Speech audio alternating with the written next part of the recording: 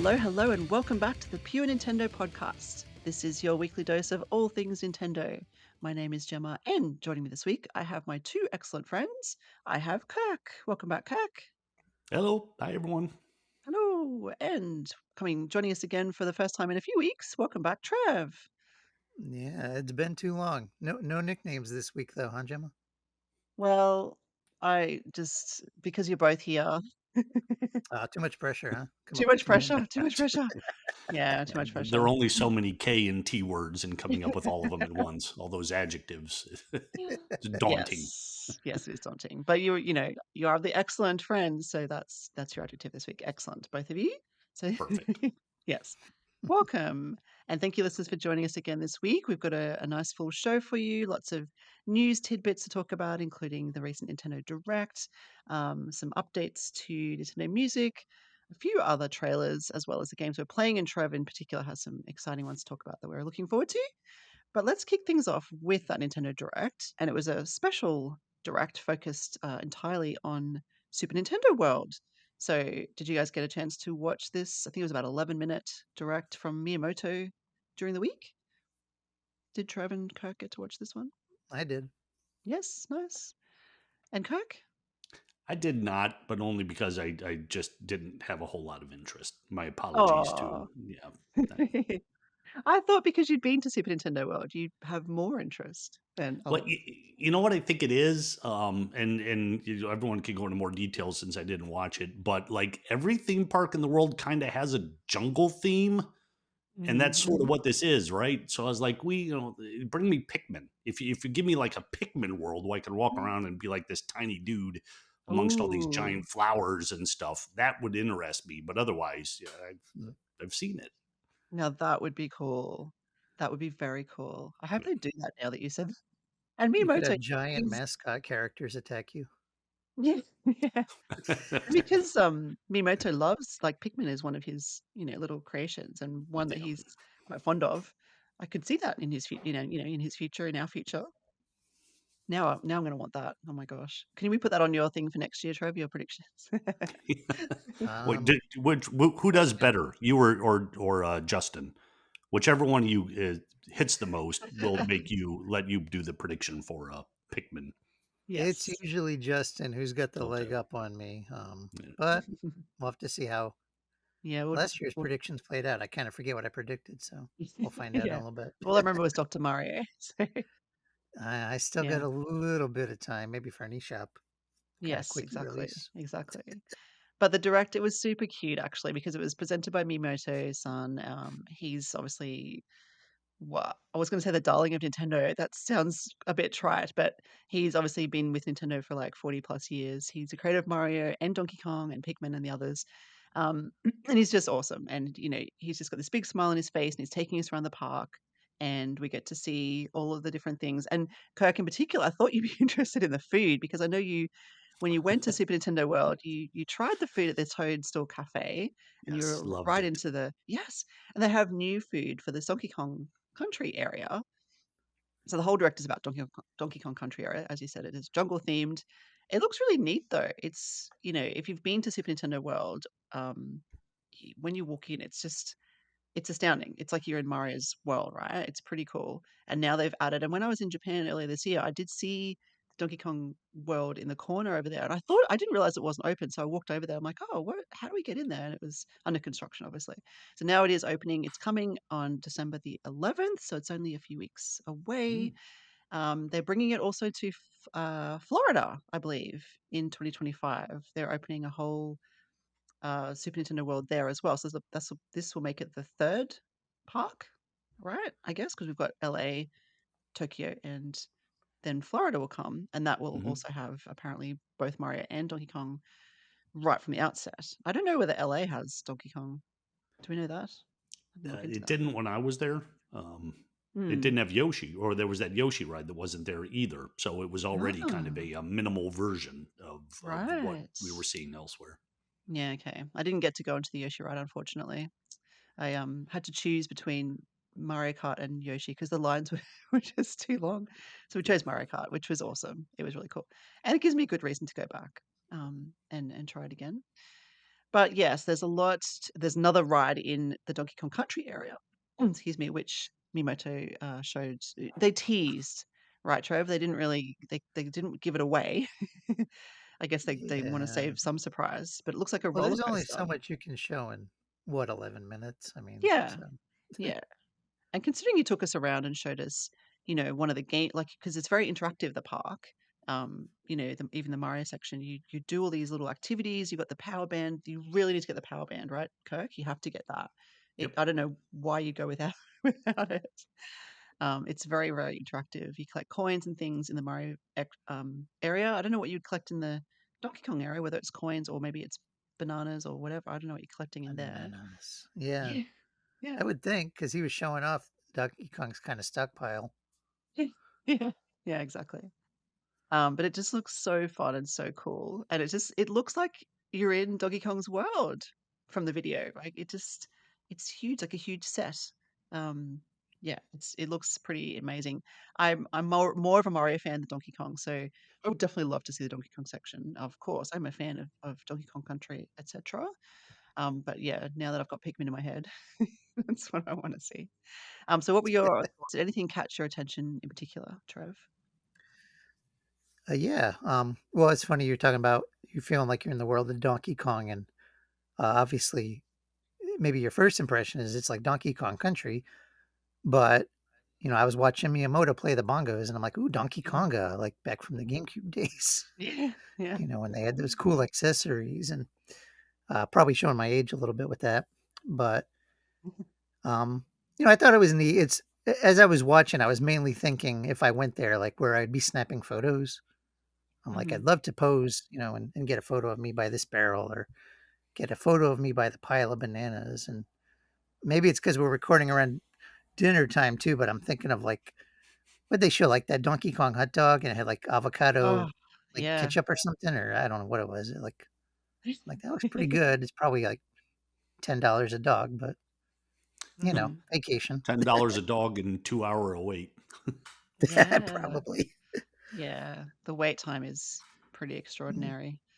But it And then was the neat, other watching them like scan the rocks with the wrist mm, band in there. And, um, it's the sort of thing I think I probably would have really loved, were I a kid and this sort of thing mhm. was around. Now as an adult, maybe I'm a little like Kirk. I'm just like, but It's still fun, yes. And so one of the things they had, is collectible letters. Like, in the games, you can collect the KONG in each level, for bonuses, whatever, and that's around the park. So he showed, the K, and that's one of the collectibles that you can look for and collect, because there's an app that goes with the wristband, and you hear the word, oh, there's an app for that, and it's like, oh, not another app. But the Nintendo World app, I thought was great. Did you use it because you went before they opened, Kirk? Like it was a special media event. Did they give you the app, or did they give you access to the app as part of that tour? Yes, we Yes. did have the app. Yeah. So as you Nice. were collecting coins, it was keeping track of various items along the way. Yeah. Yeah. Trev, to your point, it does look like the whole thing looks like it's made for kids. And to some extent it is. But when I was there, I felt like a kid and I had so much fun, honestly. I think it was really, really cool. It was really, really interactive and just joyful, you know?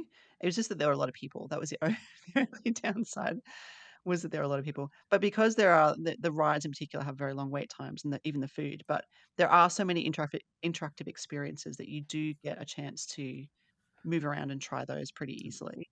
So there is plenty to do, despite it being not a huge park. It's like an add-on to um, what is it, Universal Studios. So it's kind of just this little extra area. Yeah, so it's not its own park even really, but it's interesting. Well, and the benefit too of also having a new ride and such is the more you put in, the shorter the lines are going to get. True. As more Hmm. people are splitting their time amongst the various things you can do, then that cuts down on the wait for the big attractions. Yeah. Provided they're not also just allowing more people in. I mean, um, Hmm. they do cap that, right? But I guess yeah, they'd have to They raise it do. now that they have a different area for people. But hopefully that would help cut down on the wait times. Yeah, hopefully. No, that's a good point. And yes, they do cap it. You have to kind of once you're in the park, like in Universal Studios, you have to apply to get into Super Nintendo World. Like it's free, but you just have to apply for a time, and then once that time comes, you can go in. So yeah, they do kind of stagger it a little bit, but there's no limit. You can stay in there as long as you want. So I guess the later in the day you go in, the more people have filled up and stayed there, all day. So yes. Anyway, I definitely want to go back at some point, but I already want to go back to Japan. So that's kind of a no-brainer for me. If I'm back in Japan, I will definitely go and check it out again. And maybe someone can go to Florida at some point. I don't know. Anyone I got think I'm any? more apt to go to Japan than Florida. Yeah. They're releasing Donkey Kong, what, in January on the Switch? Maybe they'll Yeah. run a promotion where you can win a vacation Hmm. to That's to it. true. I don't know. Yeah. That'd be a nice little crossover thing. Yeah. And so that's good timing. That's very good timing. All right. Well, let's move on unless anyone else has something to add about the Super Nintendo World Direct. Are we good? So I wanted to give you an update on Alarmo because if you've been following the show for the last few weeks, I have been patiently waiting for Alarmo to arrive. And it did arrive during the week. In fact, I was at home working and there was a knock on the door, quite a loud knock. And I'm like, oh, what on earth? I'm not expecting a delivery today. And it was a big box from Nintendo. And inside the big box was a little box. Inside the little box was an alarm clock. So it's super cute. It's probably a little smaller than I expected, but it's compact and very yeah light and easy to use. It's not one thing I didn't know beforehand is that it's not um, rechargeable. I guess you need a power cord for it, whereas I had assumed you just plug it in and charge it, and then it would just run on kind of a battery type situation. But you do need to have a power cord, a dedicated. It comes with a cord, like a USB um, C kind of deal for the back of it, or you can, USB C is kind of everywhere now, so you can use that one of your existing ones. But yes, I set it up and I've used it, and it's so cool. It's really, really cute and very, very cool. And heaps of different songs. I've connected it to the internet, which was really easy to do. One thing I was very impressed with is the interface because it's got only really three buttons on the thing. And yet you can go through menus, you can put in, when you get to your Wi Fi, you have to obviously put in your Wi Fi sort of password. I'm like, how am I going to do that with three buttons? But you just go up and down through all the letters really easily. The top button, which is like the big round button, that makes it look pretty alarm clocky, turns. So you can twist it to get to three different menus. So it makes it super simple to navigate. So that was one thing I was very impressed with. Just the very clean user interface, very nice and easy to use. And it works really well. Like it's got the motion thing where you can sit up and turn your alarm off, and that's fun. Or you can just tap it to stop, which is, maybe a bit more practical if you have more than one person in your bed, for example, or you just want to quickly turn it off and you don't want to do the dramatic yawning thing that they do in the trail. So yeah, Why it's was it really in nice. such a big box if it was smaller than you expected? I don't, I don't know. I don't know. Maybe Nintendo, do they not have smaller boxes to send things from the My Nintendo store? Or I have maybe no idea. people just buy a lot of stuff at once from them to save on Yeah, shipping or maybe. something. Because, yeah, exactly. I've never had a small box from Nintendo, but usually I do buy multiple things. Like if I'm buying Amiibo, I've usually got 4 or 5 so that I get over the the threshold to get free delivery. This one was over the threshold because it's not a like we've said this before, it's not a cheap exercise. It's but when you see it and when you use it, you kind of realize there's a lot more to it than just I guess a simple alarm clock. So it kind of makes it feel a bit more um, I guess worth it in terms of the value. It's probably a bit expensive, really, but it is cool, and it does have those stats, like it tracks your sleep and that sort of thing, which is pretty neat. It definitely has a lot of different songs, and it already updated it. It already updated with something, and now I can't think off the top of my head what it what it was. No, I can't think. It was an older game from memory, but it comes by default with Mario Odyssey, Breath of the Wild, Pikmin 4, and yeah, a couple other Splatoon 3, I think, as well. So yeah, there's definitely a few, and each one has like a bunch of different songs to choose from, or you can randomize it between, say, you can do random Pikmin 4 songs to wake you up, or you can do random across the board songs to wake you up. So there's a lot of different options, which is pretty neat. There's even this cool feature where you set a time at night And if you say 9 o'clock, and if you go to bed after that time, like that's your bedtime according to the clock. And if you go to bed after that time, it'll automatically play once you're in bed. It detects you coming into bed, and it'll automatically play a little kind of sleepy music for you, which is also themed. So you can do the Pikmin 4 kind of sleepy time. So which is kind of nice. Yeah. So yeah, it's nice. I like it. It's very cute. Have I you Anyway. have two noticed? questions from a Okay. practicality standpoint. Sure. Um, Speaking of the power outage, which I mean, before we Ooh. started recording, I told them that we had a power outage here in my Mhm. area yesterday. Is there like a battery backup so that if power goes out, it stays on? And how necessary is the Wi-Fi connection to its basic functionality? Is that just to get things? You could disconnect it if you don't want to waste any bandwidth, or do you have to have Wi-Fi on at Mhm. all times? You don't have to have the Wi-Fi on. I just because we tested it before that, and then I decided to connect it. You can connect it to you. So you have to have a My Nintendo account to download extra uh, themes, I guess, if you wanted Okay. to. But you don't have to. That's the only real reason to do that is to download extra themes for the alarm clock. But in terms of the power, that's a good question. So from my experience, when it's been disconnected, it just turns off.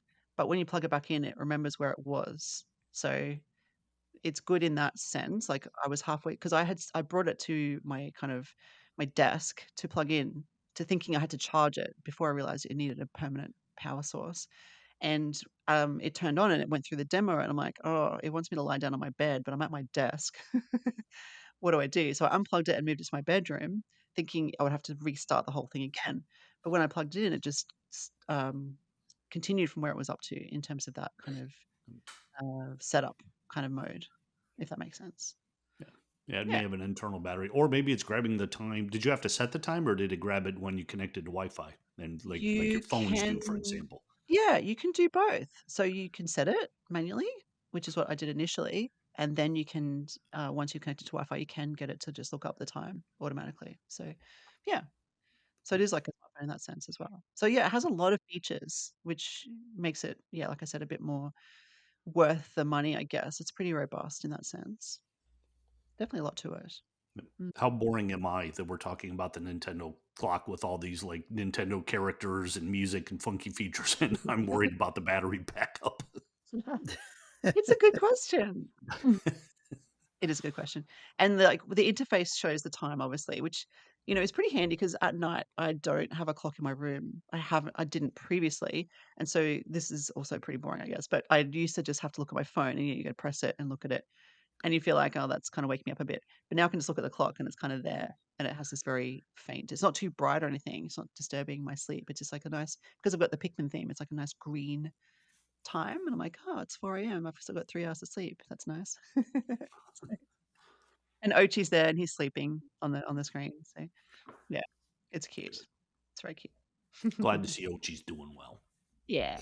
Yes, me too. But speaking of music, let's talk about Nintendo Music again Oh, because wait, Gemma, I'm sorry. oh, sorry, you had an I had Alarmo a question? couple questions. I Of course, did. please shoot.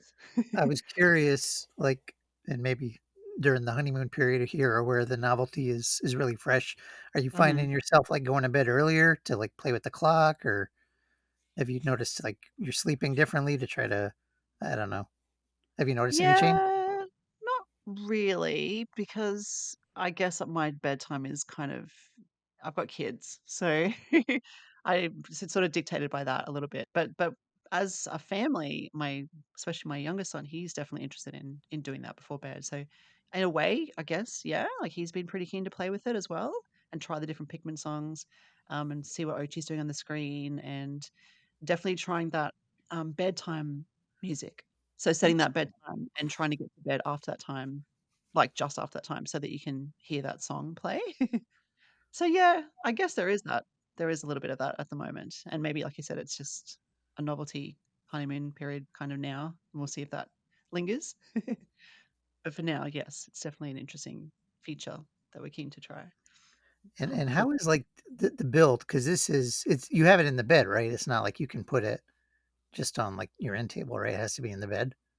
Yeah, it gives you a few options for where to place it. So I've got my bed has a little thing at the end, And so I've got mine at the end. And so you tell the clock where on your bed, where in relation to your bed the clock is. So you can put it on a side table and it knows it's looking at you from an angle on the side, or Oh, you're okay. or it's looking at you from the back, or it's looking at you from the left or the right, or whatever.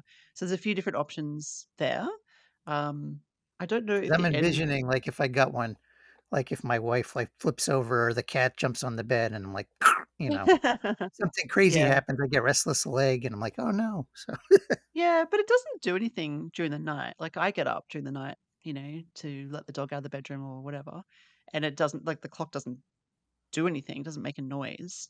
The light might get a little bit brighter so I can see the time better because it knows I'm awake, but it's not, it's not waking me up or thinking it's time to get up or anything like that. You set the time when the alarm goes off, so it knows not to kind of disturb you until then. And there's heaps of settings for the alarm as well. Like you can make it, I think there's the button mode that I mentioned where you can just press the button. Then there's kind of like three levels of how intense you want the alarm to be. So it could be, I think it's light, middle, and heavy or something like that. So depending on how intense you want your wake up to be, you can just wake up very gently with some music that kind of gradually increases over like 20 minutes, or you can go straight into the full on, I want to be woken up straight away kind of thing. So yeah, there's a lot of mm, options there as cool. well. Hmm, it's pretty cool. For an alarm clock, it's cool. I mean, it's Mhm. still an alarm clock at the end of the day. But I mean, when you think about it, it's like it's a very Nintendo thing to do, just to make an alarm clock. It's Nintendo, the thing that no one really asks for or needs, but it's cute and it's cool, and the fact that it does try to help you sleep with that music, the bedtime music, and it does have the logs of how much movement you're doing during the night. Like it is kind of, Nintendo kind of likes that health stuff a little bit. Like Pikmin Bloom is about walking. We've got, we used to have the Wii Fit and all that sort of thing about exercising, and we still have the Ring Fit. Like it's kind of in line with those things, like trying to help you get a good sleep, I guess. Yeah. Alright, Anything thanks. else? That's Nope, that was it. okay. All right, well, let's move on to Nintendo music because I'm excited to hear your thoughts on this one, Trev, because I've talked about it a few times over the last couple of weeks. I've got the app, I've played with it, listened to the music, and it looks like they've released another soundtrack. Sorry, they have released another soundtrack, and it looks like they're releasing soundtracks maybe weekly, maybe on a Monday, it seems to be. Anyway, what's your experience so far with Nintendo music? Have you downloaded it, Trev? I did, I think it's overdue, right? I feel like I've been, um, hoping for kinda something like this for a while, so Hmm. better late than never. Because 'cause I'm the type I'd, you know, load up something on YouTube and let it run, but, of course, it's not always practical, like, if you're, like, if I'm walking and I have it on my phone, if I close the window, the music will Yeah, usually exactly. close, right? Unless you have YouTube Hmm. Red or whatever, so, um, I like that a lot, and I like that they seem, like you said, to be updating weekly. Because my, initial thought looking at it, I'm like, "Oh, it's a little light, and is it Hmm. gonna be like a virtual console or, where we just get a random kinda update out of the blue and then months of nothing?"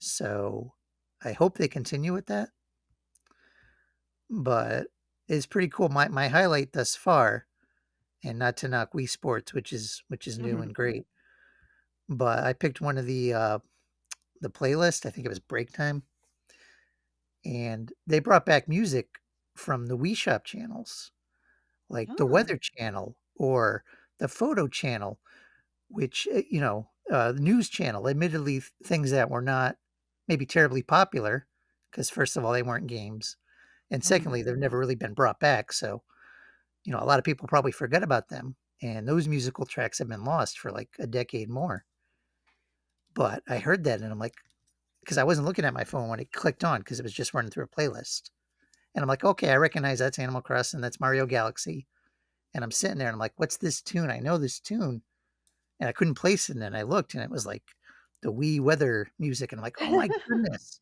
I had forgotten all about that, but I used to love those channels. This was really Mm. before, apps were everywhere and, internet was what it is now, so I used to love, flipping on that, checking out the weather or checking out, like, just news highlights, that you could read more if you want, or you can just skip, and it kinda had you, like, rotating around a globe. It was neat, and it was back when Nintendo was more keen to, experiment with stuff like that outside of pure games. Obviously, with the Switch, they haven't really had a need to do that. Mm. But yeah, that's been my highlight, and I'm excited to find some of these random tracks that I'd forgotten about, or maybe some people, because they were too young or never had those channels, never even experienced them. Yeah, that's so cool. I didn't realize that. I'll have to go listen to that playlist as well. Give it a go. Yeah, that's brilliant. I think you're right. That's kind of one of the benefits of the app, the Nintendo Music app, is that you can just go and either discover new music or revisit things you'd forgotten existed. So yeah, that's lovely. Very cool. I did give Wii Sports a listen when it launched while I was working in the background. Very nice. And I do hope it is a Yeah, weekly kind of um, periodical release. I think that'd be makes sense because it is light on. And I think, the more I think about it, it's like every time they release something, if you haven't already downloaded it, and I think I read that they have over 1 million downloads now since it launched, which is good. nice. But if you haven't downloaded it and then you're seeing these weekly releases and then something comes up that you're really into, that might be the trigger that, oh, well, I would like to listen to that. Even though, yeah, like you can listen to it on YouTube, that's fine. But it's not the same experience, is it? Like this is a dedicated app. Like it's a pretty good interface, I think, and it works pretty well. Yeah, So and I'm excited to use it for walking because, like I said, a lot of times with music for walking, it was hard if I was using YouTube mm, because you bump it and you lose it and you can't close the window. So, yeah.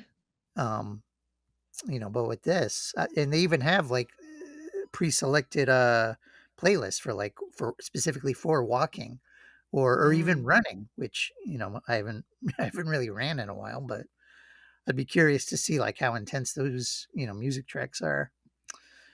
But yeah, yeah. it's just really neat, and I am like I said, I think it was overdue, but better late than never. And if they can keep the content coming, because they have a rich library. I mean, even Mm, you know pre CD quality music, even the cartridge tunes are amazing throughout all their generations. So, yeah. 64 and whatnot. So keep it coming. Yeah, exactly. I know Kirk, you said one of your kids had downloaded it. Do you have an update on that side of things or not really? No, he's been in school, so I haven't talked Ah, okay. about it. But Yeah. he'll be home. We'll check it out, and eventually Yep. they're going to release something that's going to make me download it too. Yep. Although I totally get what Trevor is saying. I imagine that when I do get it, I'm going to play something, and I'll be like, oh man, I used to love this so much. This sound like a maybe like the 3DS shopping thing. Yeah. I can't remember what that Oh was, and yeah. there was something, or even the was it just the Wii? The when you first launched it, and there were all those people in that square kind of thing, and it just had that Yeah. light, gentle kind of music Oh yeah, playing. like the Mhm. Meat Plaza. Yeah, Mhm. yeah, because that would be good, like studying music or when I'm Mm. working and I don't want to be distracted, but I want some other sound going on. Would be Mhm. perfect. Yeah, Yeah. definitely. And it's certain when I was listening to the Wii Sports, soundtrack, it definitely made me miss that, and I felt like I wanted to play some tennis, some Wii tennis, and or go Mm. bowling on the Wii. Like, oh, Well, the you Wii was can so what good. switch sports, right? But it's not the I same. know. No, still, I could. You're right. I You could know do that. what's But yes, crazy? Thinking about Wii Sports and like earlier, I was talking about GameCube too. It's crazy to think of those as like retro systems, but yeah, I mean, really, we're several generations out from them now. I know. Well, And it'll be almost 20 years since the Wii. Was it 2006? I think. yeah, that's Yeah, so crazy. that is crazy. That is very crazy. Crazy. Yes. But you got a whole nother generation now able to discover music that they're Yeah. unfamiliar Yeah. with. Hmm. Yeah. It is. That's pretty crazy. Right. Well, thank you, Trev, for that update on Nintendo Music. We'll continue to see what happens every week, whether there's some good new releases, and we'll highlight them on the show if it's worthwhile to do so. Let us know, listeners, if you're enjoying Nintendo Music. What's your favorite soundtrack so far or playlist? We'd love to know. Absolutely. So I just want to talk about a couple of trailers. I don't want to spend too much time on them because I want to get into the games we're playing, and I know Trev, we definitely want to talk about the ones you're playing, especially. But I did want to highlight that Sea of Stars has free content update, and I don't know if you guys had seen this, but it was just on Nintendo of America's YouTube channel. A lovely trailer that's available, and this game is brilliant. I one of the ones I mentioned, I think even last week, that I need to get back into, but it's so beautiful. It's like a top-down RPG, just like in the style of, like, I guess the Super Nintendo classics like Secret of Mana. And now it's even more so because they've added three-player co-op, which is so cool. Just like Secret of Mana had back in the day. Did you guys check this trailer out by any chance?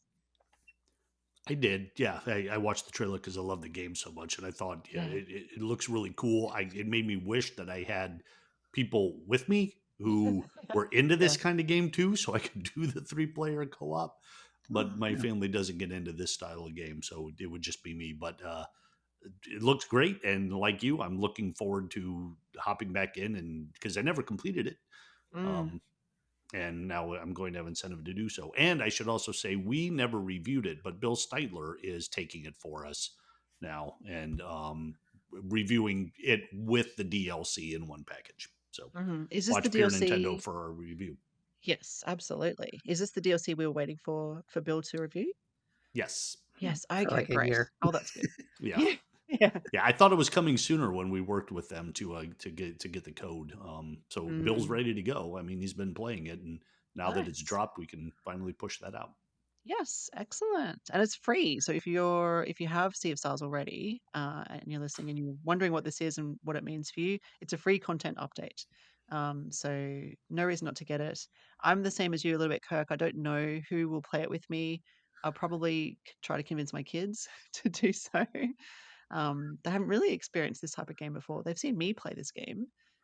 So we'll see. I'll give it a go because yeah, it's so much fun in three-player. Secret of Mana was so much fun in three-player mode. So I can imagine this will be just as much fun. But there's other additions as well. There's, I think, some combat enhancements. There's extra cutscenes. Uh, I to feel like I really, couldn't catch them all at the end. They kind of rattled them yeah, off like they did. in They did. rapid fire fashion, and I'm like, I blinked and I missed half of them. Yeah, I was the same, Trev. Yeah, they did. They flashed them on the screen. This and this and this and this and this, and I'm like, okay, great. There's a lot to it. I know that. Yeah.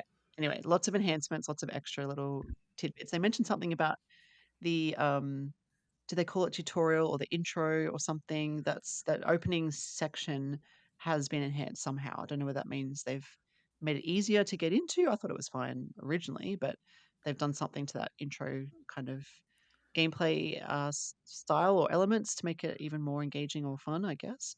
So that'll be. I mean, if you've already been through it like we have, then I'm not sure if you have Yeah, to maybe it's restart for it. people who Do are that. just getting into RPGs, like don't have much Yeah. experience with them, the genre. Yeah. Exactly. Exactly. So yes, well, we'll check that out. Obviously, Bill's working on a review, so hopefully that will be on our site sometime in the near future, and then we'll be able to give our full thoughts from a pure Nintendo perspective. But I mean, yeah, we already know the game is lovely. It looks amazing. It's got a very solid story, really good combat, that turn-based kind of style combat. Yeah, lots of fun, definitely. The other random trailer I just wanted to throw into the mix is Moana 2 DLC for Minecraft. And Minecraft is it just seems to just have these extra DLC packs periodically, such as we've seen SpongeBob. And what else did we see recently? Like Mario's obviously a thing that's been around for a while. There was another one, Kirk. Do you remember what it was? Something random. I Can't remember remember what it was talking now. about the movie, but I can't remember the actual game what they added. Oh It yeah. was Well, they have these little DLC packs that they throw in every now and then. And so the latest is Moana 2. Obviously, Moana 2 is a movie that's coming out very soon. I think it's due out in a week or two. Um, the DLC looks fine, looks nice. I mean, if you're a Moana fan, I think you'll get a kick out of it. It apparently has elements from the first movie. You can build your own canoe. Maui, who's the one of the main characters, played by The Rock, he's in it. Lots of seafaring adventure to be had. If you're a Moana fan, you'll probably get a kick out of it. I think it looks nice. Obviously, it's Minecrafty, so it's kind of square-looking characters. But yeah, that's the thing that's happening. We just watched Moana again the other night in preparation for Moana 2. Are you guys Moana fans at all? I've never seen it. Never seen it. That's okay. Me either. I have seen the Yeah. trailer for the movie and for this Mhm. DLC, but yeah, that's about it. Yeah. Yeah, that's fine. It's yeah, Moana's really it's a neat movie. It's, one of Disney's, I guess, newer animated movies. As I said, The Rock is in it, so there's quite a bit of humor from him, some nice songs. Yeah, it's a good one. But let's move on to the games that we're playing. And Trev, if you'd like to go first, because I know you've got a sort of a trio of pretty good games you'd like to share with us. What would you like to start Y- with? Yeah. Well, I haven't been on for a few weeks, so Hmm. but all these games really, these are in the past probably 10 days to 2 weeks. I reviewed a trio of high scores, which is pretty cool. And I remember, I think it was last week's show. Kirk was saying, do we kind of just score too high? And I don't think that's the case. I think it's just we get stretches of where there's really high quality games, and especially this time of year, right? Because we're gearing up for the Black Friday shopping day, right? Where Mm. they're going to be making a lot of profit, hopefully. Uh, so yeah, I'm just going to run through these real quick. Super Mario Party Jamboree, which I know we've all been playing, or certainly will be Mm. playing if you got family coming around for the holidays or whatnot. But I give it a 9 out of 10. I think it's well deserved. It's the my favorite Mario Party, at least in years, in quite a number of years, if not. I don't know where it is all time. I'd have to replay some of the older ones, like on GameCube or 64. But I just really liked it. I thought what you were talking about initially, Gemma, like that party trek planner, kind of like a story mode. I Mm. thought that was Mhm. clever, and yeah, it's got seven boards. That's really what excited me because the last two games had what, like 4 and 5. So Yeah. I can finally use two hands to count the number of boards. And I thought all the boards were fun. In fact, we're kind of working on as a team, as a pure Nintendo team, voting on our favorites, kind of ranking them.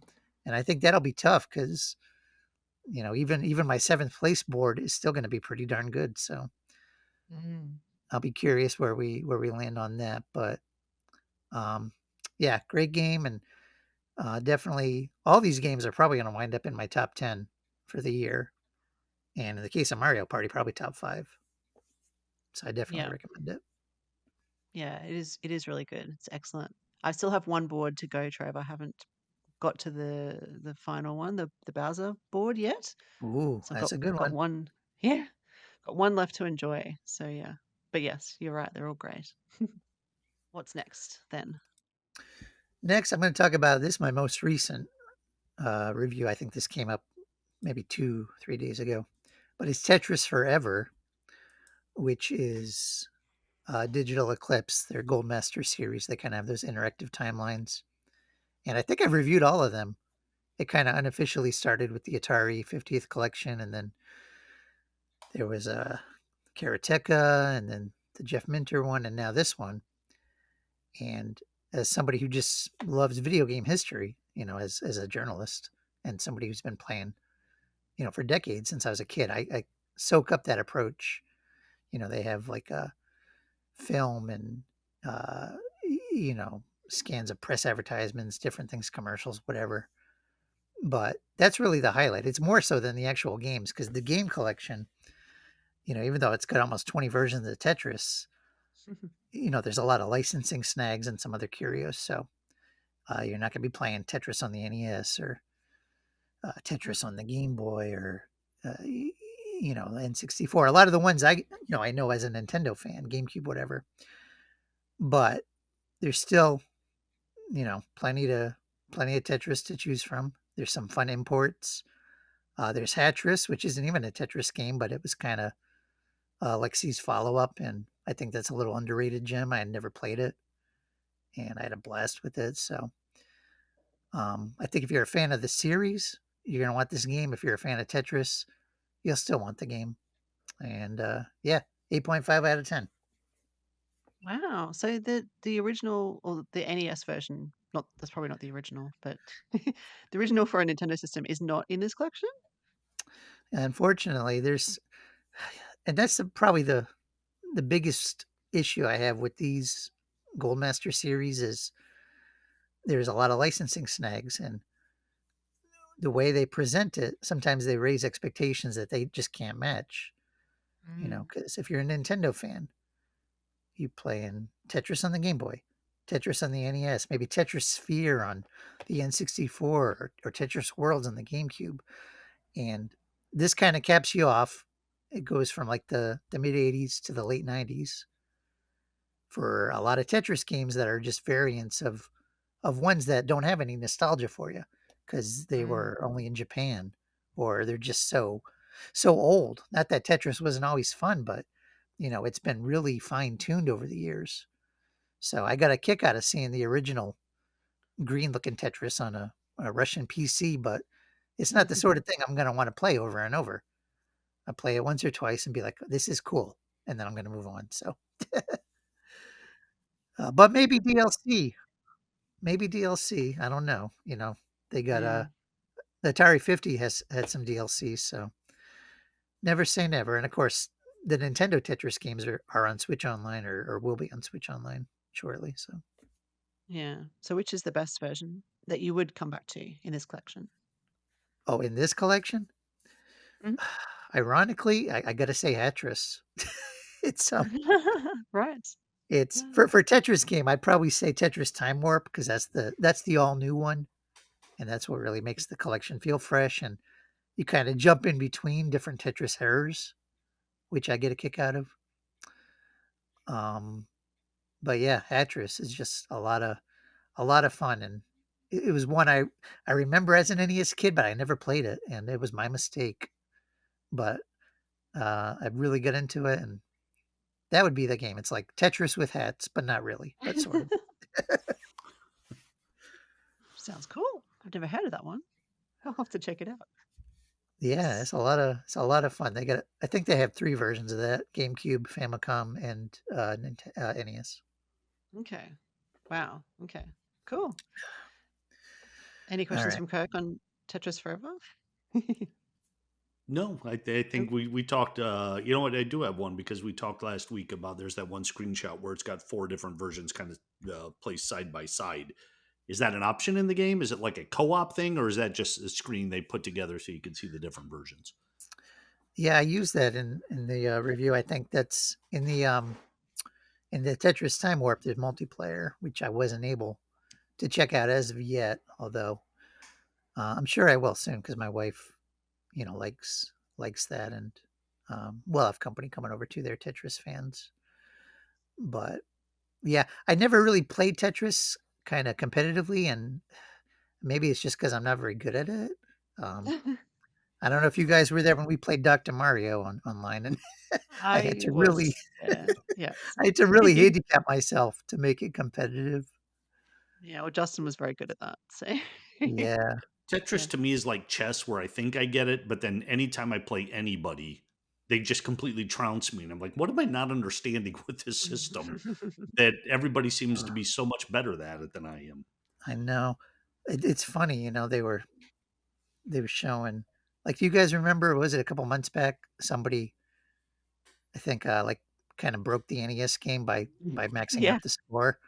Yeah. And, like, they were showing footage of that, and I'm thinking, "How does somebody do that?" Like, they were Mm. showing this guy who's won so many championships, and I'm like, I remember playing on the NES and then checking Nintendo Power, like, because they would have you'd take a screenshot of the TV and send in your scores, and I'd be like, "Ooh, I wonder if my score would be here," and not even close. Not even close. Yeah. The Uh, days before online leaderboards. yeah, and it's funny, though, speaking of leaderboards, at least as of now, they're only local, which, Oh. um, I don't know. Take it for what it's worth. I don't know if that's something they're gonna update. Hmm. Doesn't necessarily impact me too much because I never expect to see my name anywhere near the top anyway. But I know for a lot of people, that could be a potential pause. But Yeah, well, when you've got um, people who are playing so well that they break the game, like it gets to such a high level that it freezes. Like that's the NES one. That's what yeah, happened. Like, it's too fast. I don't know. I'm like Kirk. I'm like, how? How do you do that?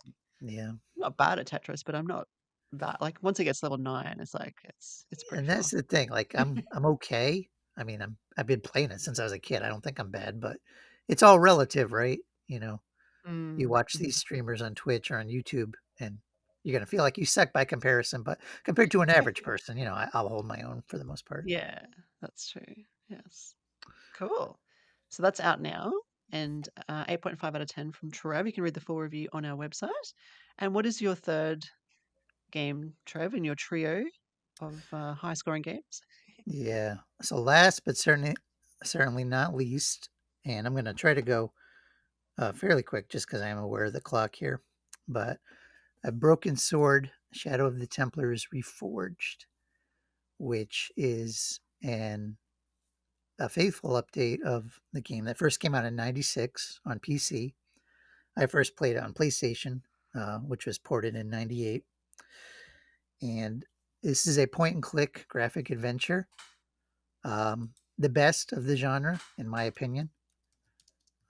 Better than any. As much as I love some of the LucasArts or um, maybe to a lesser extent Sierra efforts, this one just cream of the crop.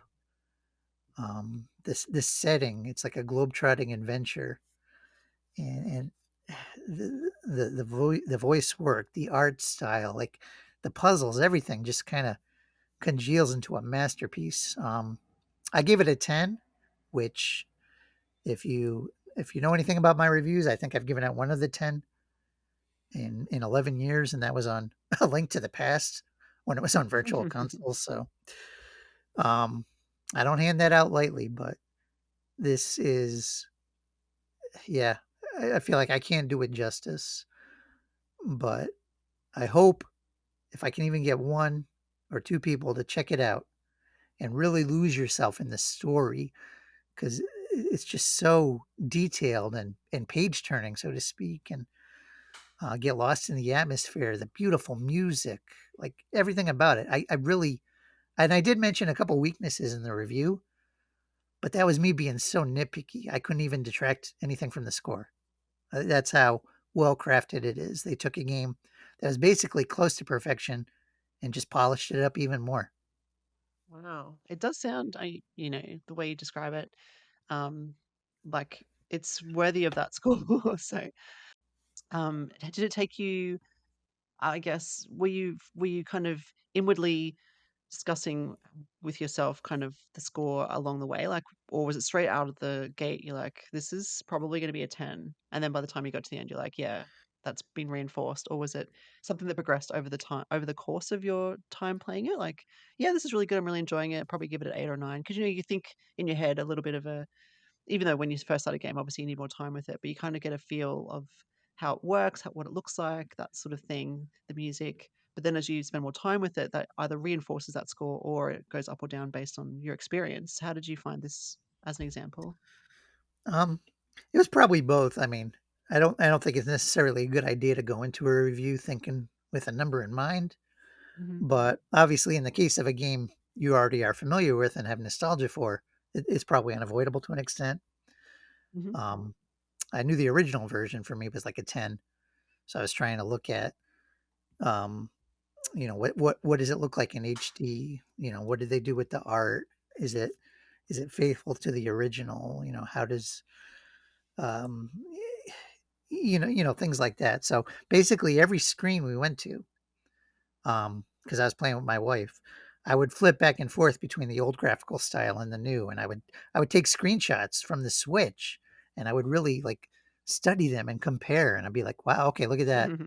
And I don't know how much my wife enjoyed that sort of thing. It was a little painstaking, but I just ate that up because I wanted to see how faithful they were to the style. And, save those couple exceptions I mentioned in the review, I think they nailed it. And it really is my hope that the entire series kind of could get that approach. Cool. Um, How many are in the series? let's see. Well, the first two are the big ones. They kind of originated in that pixel art, point and click style. The third one was more of a, which I played on the Xbox. It was more of like a kind of like a Tomb Raider-ish maybe type of control setup.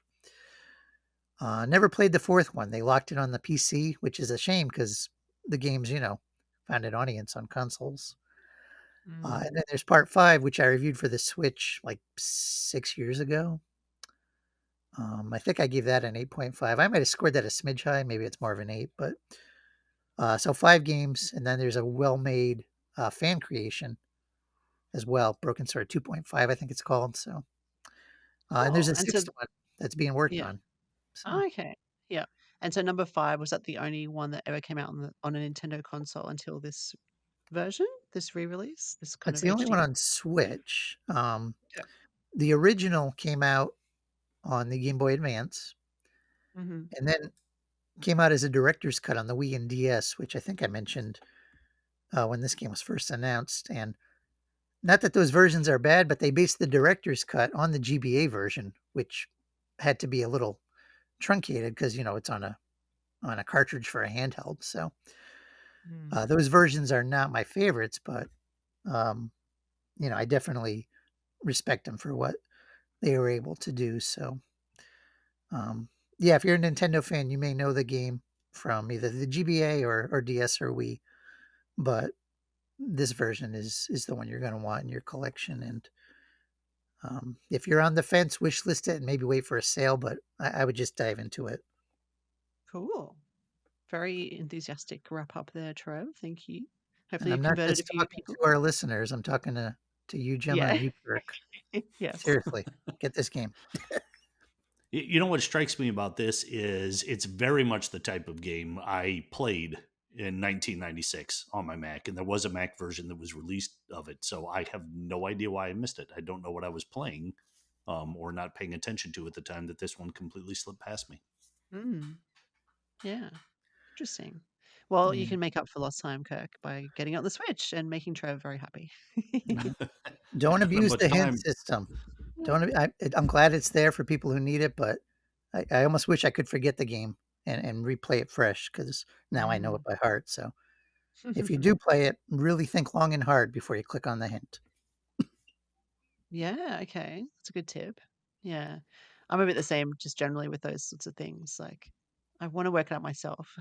But sometimes you just need that hint, obviously, when it's too hard, when it I gets to bet that you'd have frustrating fun playing it with your level. kids, Gemma. It's very educational, actually, too. A lot Yeah. of faithful history in it. So Okay. Yeah. Very interesting. Maybe a good holiday game to get into. Mm. Awesome. Thank you, Trev. Let's thank give you. Kirk a chance to talk.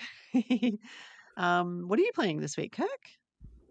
Well, I have two here that I'm going to go through pretty quickly. I think the first one I'm actually not playing. I just finished it, and the review is up, went up this week. It's a game called Miniatures.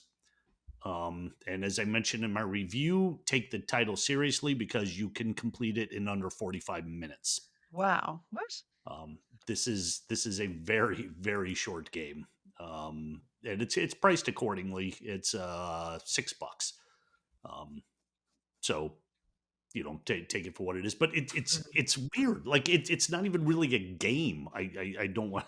It's a collection of four individual snippets, like th- that you kind of launch, and it doesn't tell you what to do.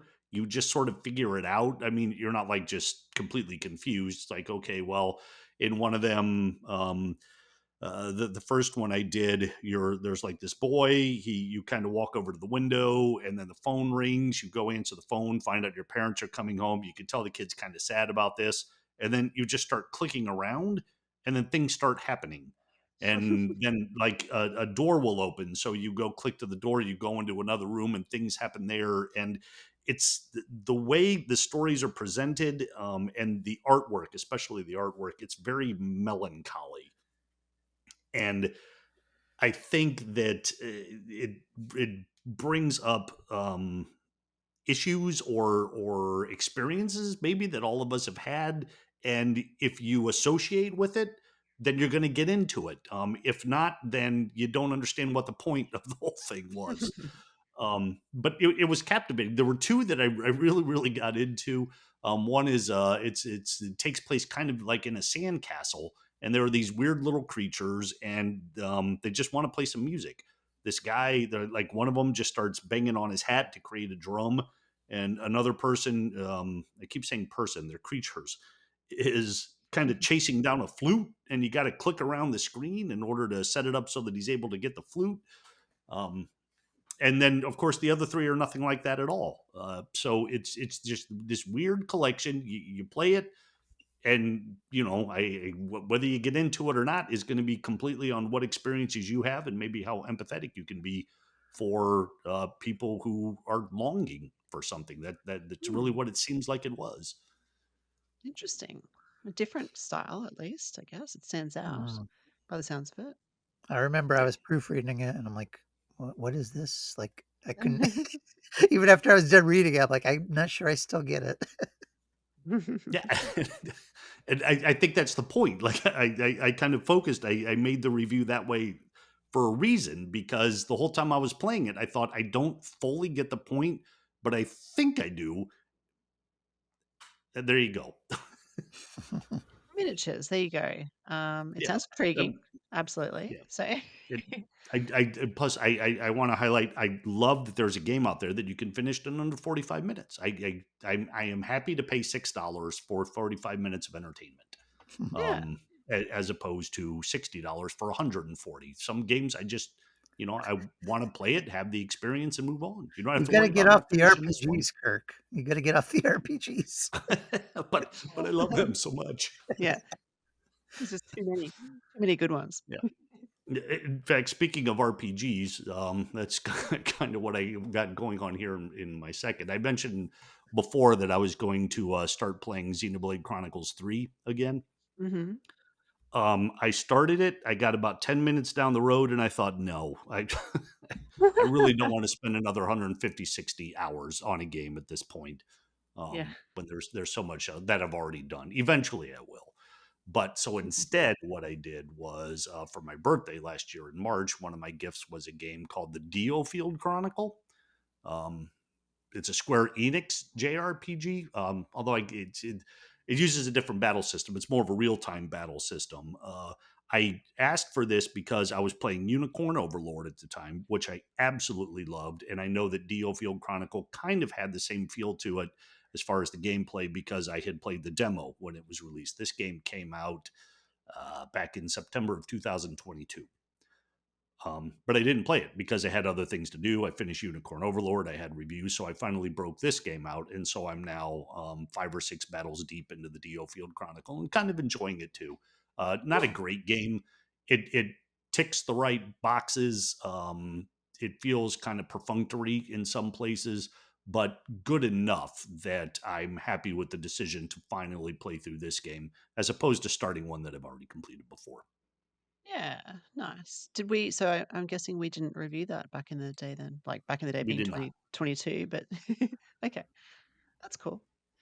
Well, it's good to have something new to try. That's for sure. Yeah. Yeah.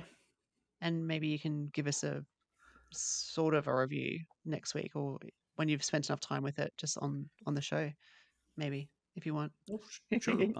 I'm always happy to talk about my SRPGs, JRPGs, any kind of PG, What does the S stand for? An SRPG? strategic Oh, okay. strategy RPG. Cool. Awesome. Thank you, Kurt. Mm, Excellent. Well, I haven't had a lot of gaming time this week. I just wanted to mention Vampire Survivors again briefly because I did jump into that just yesterday. I just felt like it was a rainy day. I just wanted to play Vampire Survivors. So I did. It's just so much fun. And, I've obviously mentioned the Ode to Castlevania DLC recently. I did unlock some characters along the way, which they're just so much fun to use. And I guess the more powerful you are, the further you get, and then you just feel super strong and super great about unlocking more things as you go.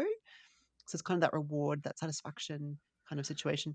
But I also went and grabbed a couple of other DLCs, just why not? And one of them is an Among Us sort of, which my son was very keen to try. So I downloaded it more or less for him. He's an Among Us fan. We're familiar with that game, right? Among Us, with the little aliens and there's an imposter and that sort of thing. yep. So I'm aware they've of it. taken that. It's yeah, and so it's kind of separate to so there's when you launch Vampire Survivors, there's the main game and you can choose your character and your level and go and play.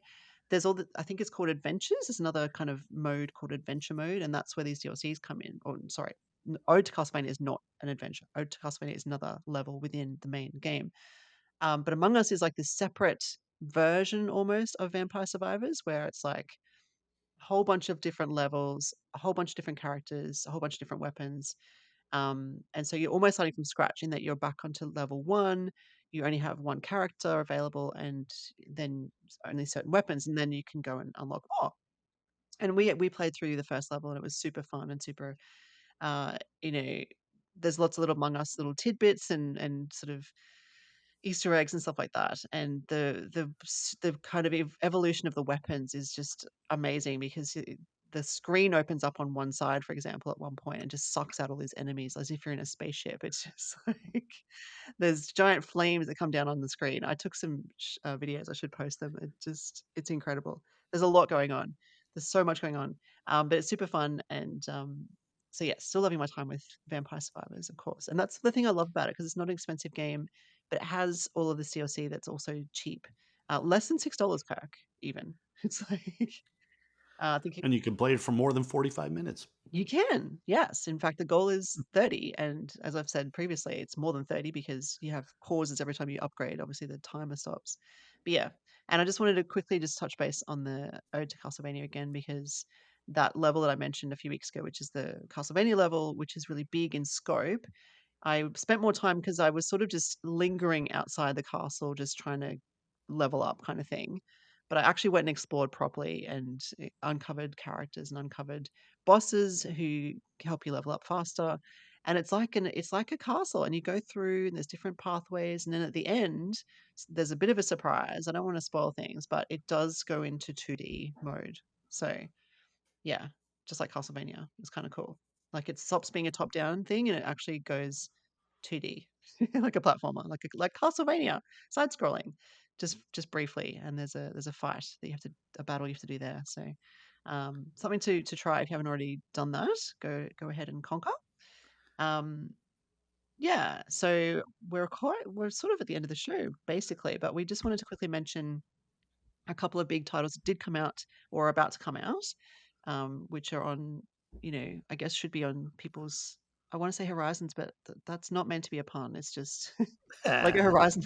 Lego Horizon Adventures did just come out, and this is a game that has been talked about a little bit recently. That came out on the 14th, so that's out now, as well as Dragon Quest III HD 2D remake, which we've spoken about recently as well, and that just came out on the 14th. Also, 14th was that Friday or Thursday? What day was that? Thursday.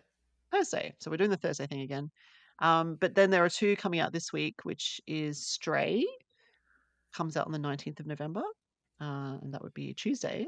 And then we've got My Sims Cozy Bundle, which also comes out on November 19. Another Tuesday release. So I haven't played the first two that are out, Horizon Adventures or Dragon Quest 3. I'm not going to say the full name. And I don't know about Stray and My Sims, whether we're interested in either of those two, but did anyone have anything to add to any of those four games before we close off for the week?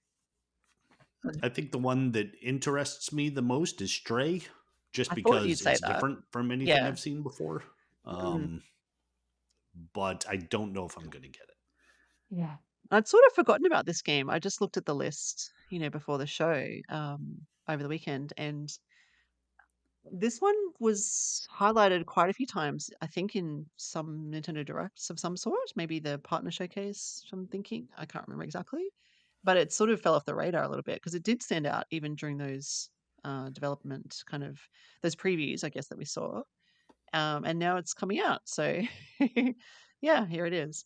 Um, so yes, maybe one to keep an eye out on. Trev, which of those catches your eye, if any? I'm not sure if any necessarily do, but I will say a couple of these we probably will have reviews on. I know, Hmm. um, at least in the case of Lego Horizon, I answered Mm. the email on that late. So we should have a review for that, and we do have one in for Stray as well because they reached out. So Oh, cool. That's good. Yeah. yeah, I may look at My Sims just because I feel it's a little Animal Crossing esque. But Hmm. then again, I also don't know if I want another, kind of a time suck like that. So Yeah. I'll see. Yeah. Exactly. Which is more of a time suck, JRPGs or Animal Crossing? Ooh, Well, JRPGs have an ending. True. You've They got a do. goal you're going to. There's a cutoff at some point, unlike Yes. Animal Crossing. So even though it's a long experience, it does it's finite in the Or what experience. if you're a completionist like Gemma? Ugh, yeah, yeah. Even though I am a completionist, how often do I actually complete everything? I want to. I don't often get Yeah, there, sadly. it's hard. Lego It is City hard. Undercover. I know I 100%ed Lego City Undercover. Otherwise, I can't think of a single time. Yeah. Yeah, that was a good one. It was so much fun. We'll never forget that one. Maybe Switch 2 will bring us a new Lego City Undercover. I would love that.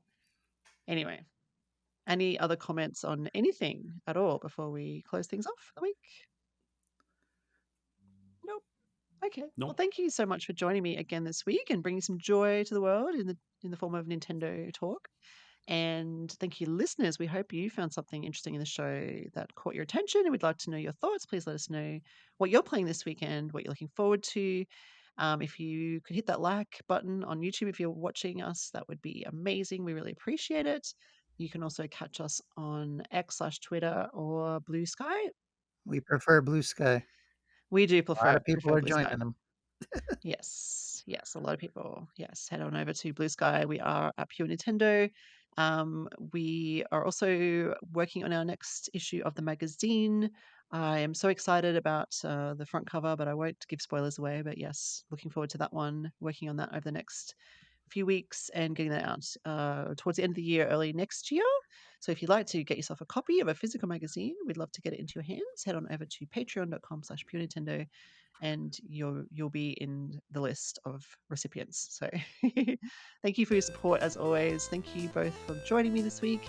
And until next week, game on everybody. Bye. See ya.